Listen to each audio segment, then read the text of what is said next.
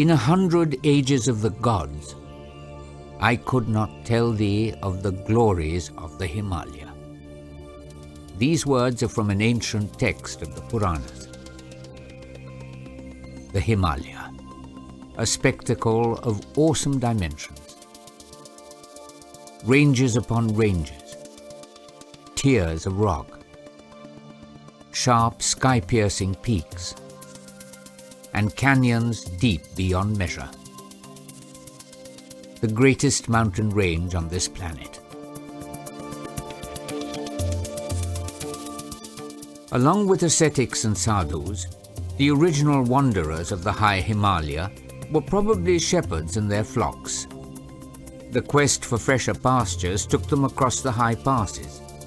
It was these trails that became the high roads of the Himalaya.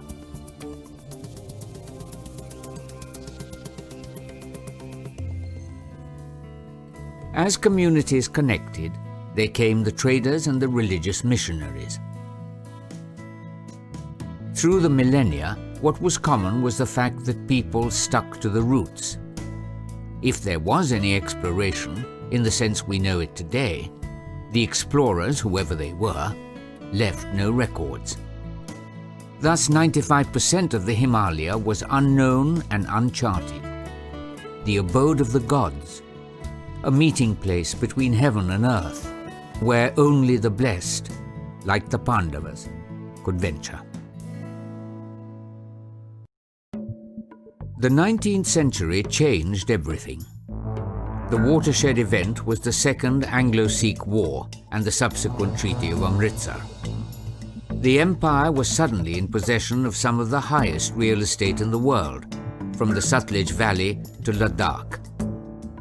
This was a time when the interests of empire and exploration coincided, and the great game was played out in earnest.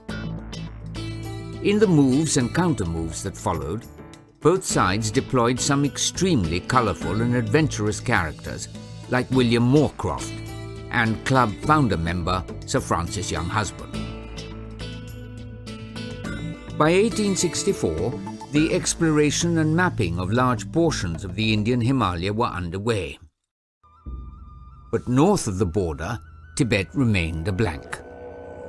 It was here that Pandit Nain Singh and his cousin Kishan Singh entered the picture. Being Bhutia tribals of Indo-Tibetan stock, they could easily pass for Tibetans. The two were brought to the survey's office at Dehradun and trained in the mysteries of cartography. The epic travels of the two in different parts of Tibet are the stuff boys' adventure fiction is made of. Often traveling disguised as a lama, hiding his calculations in his prayer wheel, and overcoming attacks from brigands or severe ice storms, Nain Singh did the first ever authentic surveys of Western Tibet. For his efforts, apart from his land and titles, Nain Singh became the first Indian to be awarded the Patron's Gold Medal of the Royal Geographical Society in London. But Nain Singh and his relatives were not the only ones. An entire army of unknown surveyors and assistants were hard at work.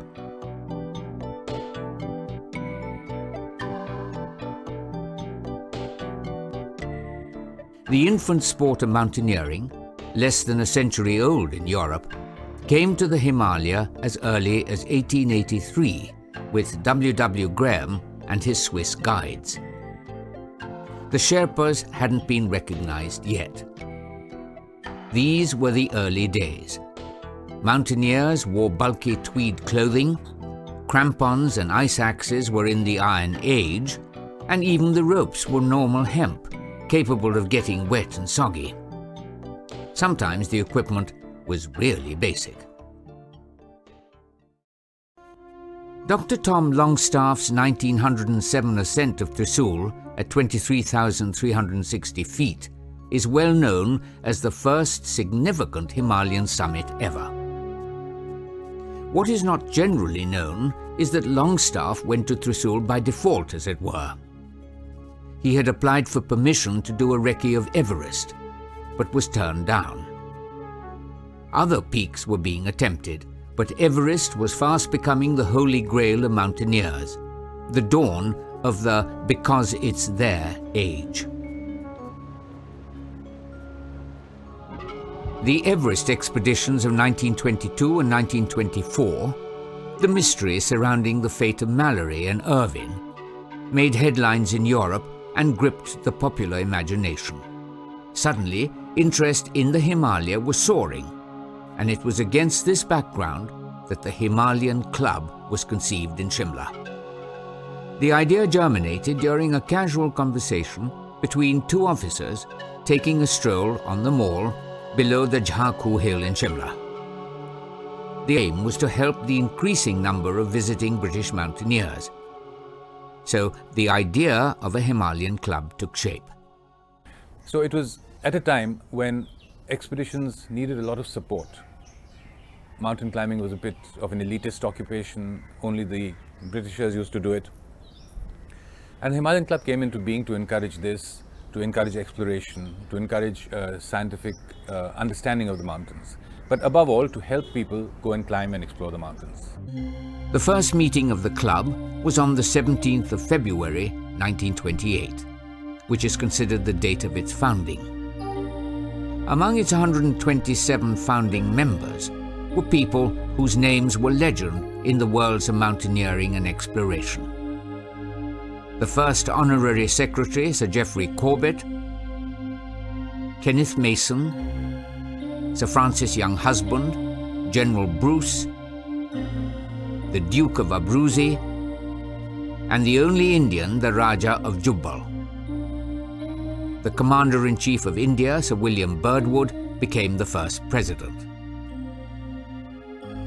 The stated purpose of the club was to encourage and assist Himalayan travel and exploration, and to extend the knowledge of the Himalaya and adjoining ranges through science, art, literature and sport.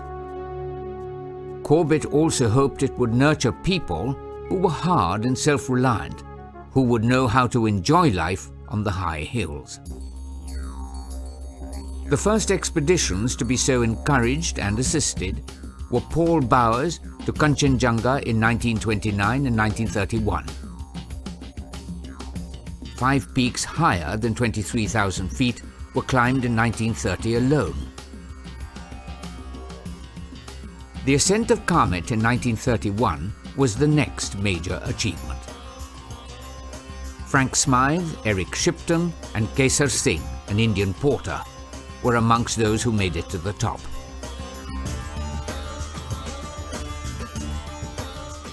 The 30s were years of glorious achievements, chief among which were the expeditions of club pioneers Eric Shipton and H.W. Tillman.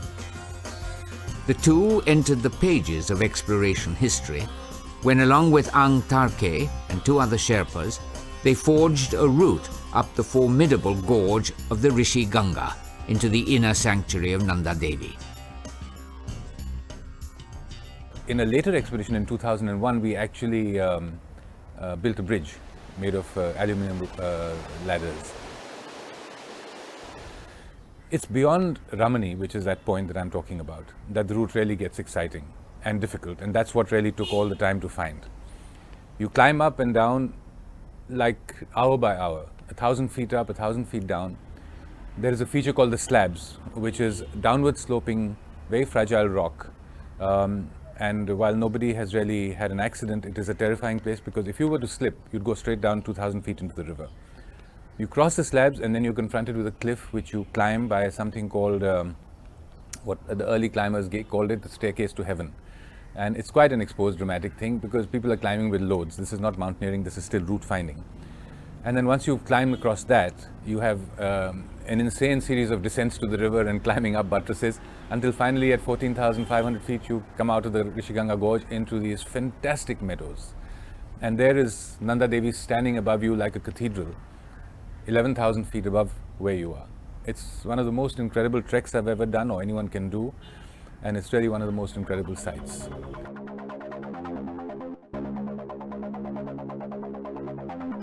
Tillman returned in 1936 to make the first ascent of Nanda Devi, a new altitude record, that was to endure for 14 years.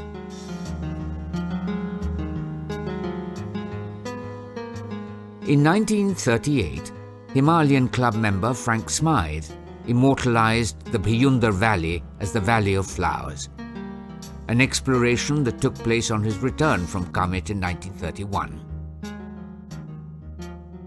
Also in 1938, the oldest living honorary Himalayan Club member, Charles Houston, made his epic attempt on K2. After a 350-mile walk, the expedition attempted K2 up the Abruzzi Ridge. By the 1930s, the unique mountain skills of the Sherpa tribe were fast becoming legend, and the club institutionalized this by awarding tiger badges to all the Sherpas who had done high climbs. Nawang Gombu and Tenzing Norgay were among other tigers whose fame spread far and wide. Even Adolf Hitler sent certificates of appreciation to these princes of the peaks. After Indian independence in 1947, there were serious doubts whether the sport would continue to flourish. Membership dropped as the British left, and the club had to be shifted to Calcutta. Even its journal bemoaned the end of the club and of serious climbing in India through a farewell editorial. But, in spite of the doubts, a new renaissance in Indian mountaineering was in the offing, led by the Himalayan Club. Some of the English who stayed on, club members like Jack Gibson and John Martin, encouraged their students at the Doon School, and climbing was confirmed as a sport.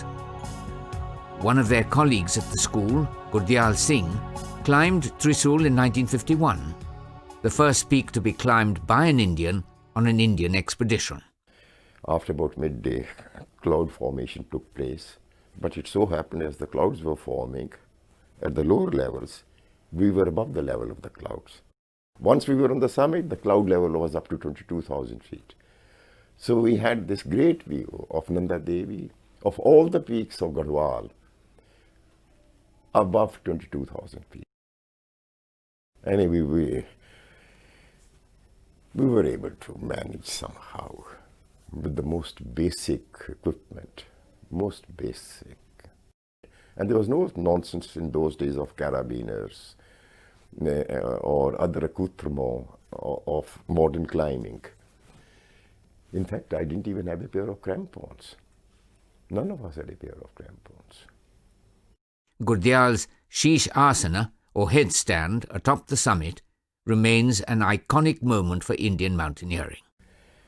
And my entire face, up to the base of my neck, was in deep snow.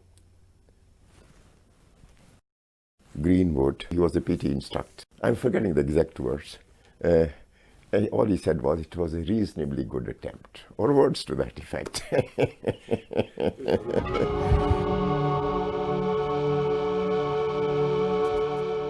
On the 29th of May 1953, Hillary and Tenzing became the first men to ever set foot on the summit of Everest. When news of the ascent reached the outside world, it ignited a flurry of headlines and excitement everywhere. India also received the news with rapture.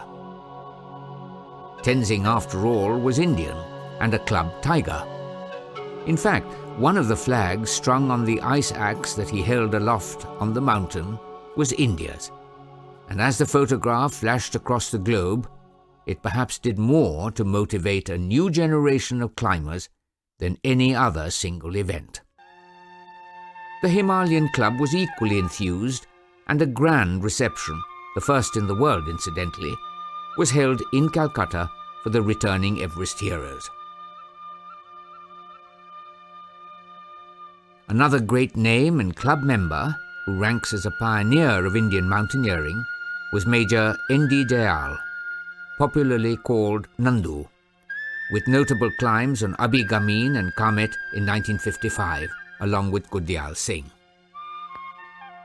Expeditions from the 50s through to the 70s availed of help from the club. Its database of Sherpas was the most comprehensive, and no high-altitude expedition was complete without these tigers. Club Honorary Secretary Jill Henderson was famous as a mother to the Sherpa community. After Everest, it was like a roll call of peaks. Kanchenjunga was next in 1955. The expedition was fated in Darjeeling by the club, with Tenzing and Jill Henderson in attendance. Another turning point for Indian mountaineering came with the setting up of the first Himalayan Mountaineering Institute in Darjeeling in 1954. Experienced Sherpa instructors imparted training in icecraft and other techniques necessary for high Himalayan climbing. And soon, a new generation of Indian climbers was strapping on their crampons. Everest was still there, dominating the mountaineering horizon, and the Indians were third time lucky in 1965 when an expedition led by a young naval officer and Himalayan Club member, M.S. Kohli, reached the top. India thus became the fourth country to scale the world's highest mountain. In 1974, the club moved again. Membership in Calcutta had dropped, and the club now shifted to Bombay. It was the start of a new era. In the world of climbing, the Himalayan Club and its members remained at the forefront and led the ideological growth as well. Himalayan Club members abroad were at the forefront of the paradigm shift that now looked for different and difficult routes up a mountain, bringing the technique of alpine climbing to the high Himalaya. In 1978, the Himalayan Club celebrated its 50th year.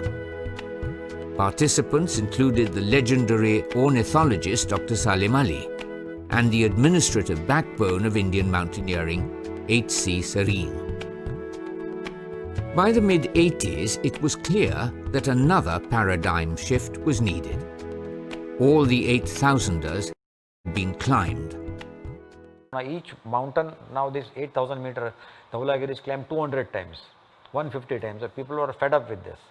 So in that we were concentrating on these new areas, and that was really catching up. It was in this period that the idea of joint expeditions came into its own between Indian climbers and mountaineers from the UK, France, Japan, and the US. This exposed Indian mountaineers to the techniques of strong Western climbers, and in the process opened up hitherto unexplored regions of the Himalaya. People need not climb Everest, Dhaulagiris, but there is a lot of fun at even lower altitudes or middle altitudes. So that was the real significance of these Indo-British ventures. Foreign, especially British and Indian mountaineers, now explored, climbed and documented uncharted high-altitude terrain. Exhaustively chronicled in the club's journal, the scope and extent of this work led to Harish Kapadia becoming the second Indian, 125 years after Pandit Nain Singh, to be awarded the Patron's Gold Medal of the Royal Geographical Society.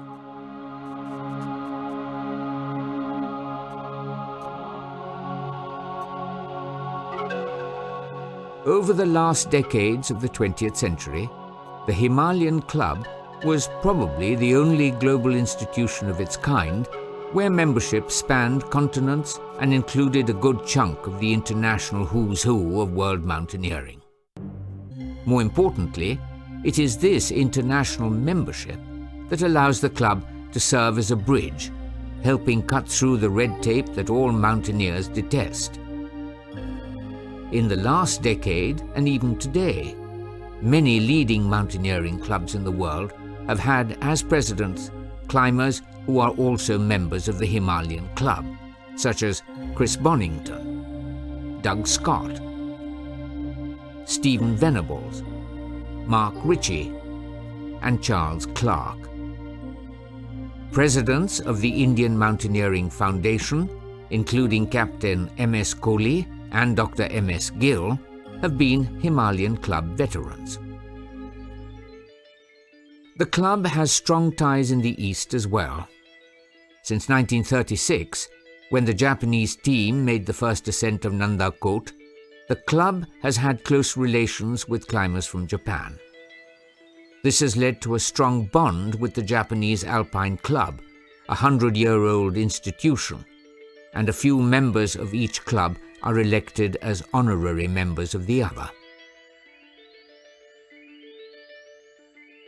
Perhaps the most enduring legacy of the Himalayan Club is its annual Himalayan Journal, a detailed archive of some of the most significant climbs of the past 80 years. Volume 1 appeared in 1929 with the redoubtable Kenneth Mason as editor, and he was at the helm throughout the 30s. The journal had as its first Indian editor Dr. K. Biswas, followed by Soli Mehta, who somehow kept the journal going despite lean times. He was followed by Harish Kapadia, the present editor, who has 25 issues under his belt. The club has taken the responsibility of ensuring that errors in claimed ascents are kept to a minimum. The list of mistaken ascents is a long one, and the Himalayan Club, with its reservoir of information and expertise, has helped correct many unverified claims. When you make certain statements about ascents, you have to be very careful. Normally mountaineers have to be believed that they have been to so and so place, because there is no empire there, there is no audience there to clap, and it is his word. We accept his word. But a mountaineer is expected to justify his climb and his narration by photographic evidence and verifiable accounts. I believe that we should also be trying to stretch the frontiers of technical climbing in the Himalaya. You know, the people who come from abroad are very well trained, skilled, and they do all the spectacular climbs. So we've been trying very hard to, our members have, to encourage difficult climbing. And I'm glad to say we've succeeded, because just last year, in 2007, an Himalayan Club expedition made the ascent, I believe the 4th ascent of Neelkant, which is a difficult mountain. And that is the future of climbing. And I hope that that is something that the Himalayan Club will carry on encouraging. 2005, we did the first ascent of 5 different peaks, the East Karakoram region. This year in 2007, we again went for an expedition, and this time we went into Chongkumdan glacier. It was a mixed experience, because we had a lot of difficulties with the glaciers having receded, and we found that the glacier was so badly broken that we couldn't even reach the base of the mountain. So then we changed our attention to an adjoining peak, Chongkumdan 1, and it was a very difficult technical route, but we finally managed to do the climb. It was the first ascent of that route. Peak had been climbed in 91 by 2 Britishers with Harish Kapadia. A notable milestone came in 2003. The club celebrated its 75th year for the first time on its own premises. It was an achievement of Himalayan proportions in a city like Bombay. A leading role in bringing this about was played by the then president, Dr. Gill. And of course, my main focus was to get them a home. I thought this is something I must strive for. And I think that is something I really enjoyed doing. And I'm happy after 80 years, the Himalayan Club has a home and now will never die in any sense. We decided to approach friends, corporate houses, and also organized a few fundraising events to build this effort, and made a target that within 2.5 to 3 years we should get hold of a premises. And with that determination we were able to do this. A library plus an all-important information centre that provides members with critical inputs on required permissions, routes, maps and so on. This role, as a keeper of knowledge, is now an integral part of the club's identity. Delhi is home to the main Himalayan Club library. probably one of the most complete collections of books and journals written on the Himalaya, a unique reference resource indeed.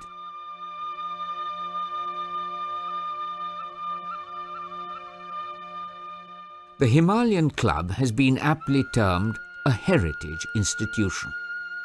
But the club has also moved with the times. A website, an e-letter, an expanded membership with large numbers of young mountain enthusiasts signing up. The club will, of course, continue to pursue its mandate, focusing on its main goal of encouraging mountain exploration, climbing and knowledge. But it now recognizes that it needs to work for both a better effort at preserving the mountain environment in its widest sense and in engaging with mountain communities. For mountain climbing and exploration cannot be sustained if those who are privileged to enjoy them are not involved in the lives of the people and the condition of the high and increasingly fragile mountain world.